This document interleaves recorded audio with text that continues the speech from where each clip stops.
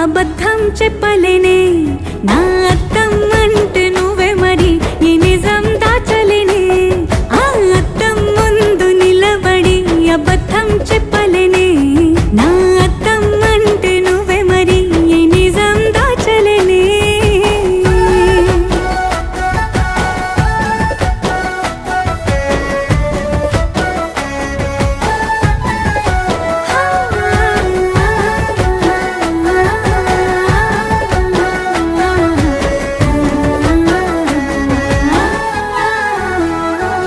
నీకు నచ్చిన సంగీతం ఏంటి?